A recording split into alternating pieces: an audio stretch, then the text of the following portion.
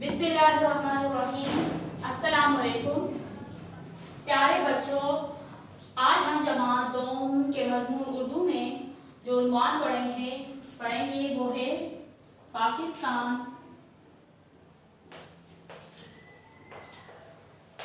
की कौमी ज़बान और लिबास।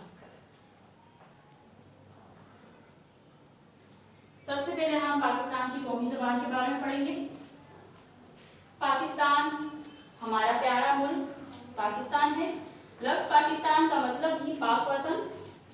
इस पाक वतन की कौमी ज़बान उर्दू है। क्या है? कौमी ज़बान उर्दू है।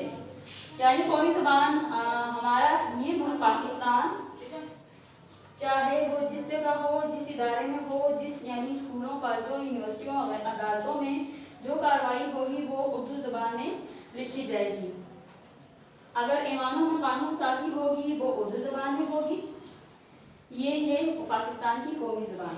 और इसी तरह दूसरी फलाही, सलामती और हर इदारे का दारोमदार उर्दू ज़बान पर होगा। अच्छा प्यारे बच्चों, हमारे इस प्यारे पाकिस्तान में हर तरह की ज़बान बोलने वाले मौजूद हैं, जैसा कि आप जानते भी हैं।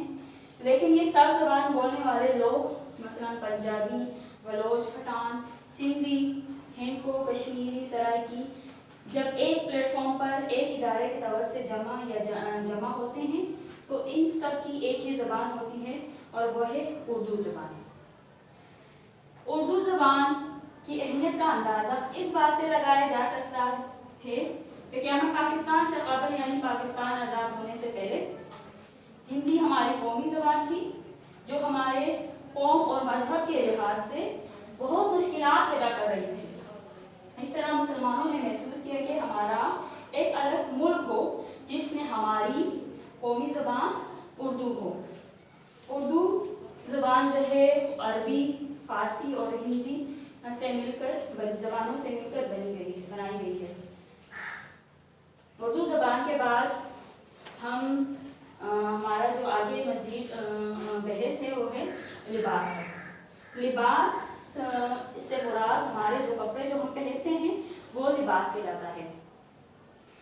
लोग हर तरह का लिबास ज़ेरतन करते हैं, साड़ी, पैंट, शर्ट वगैरह वगैरह, लेकिन हमारा कौमी लिबास जो है वो है कमीज़ और शलवार। जो इसमें हमने टीचिंग एड्स के तौर पर कमीज़ और शलवार बनाई है, ये हमारा कौमी लिबास है।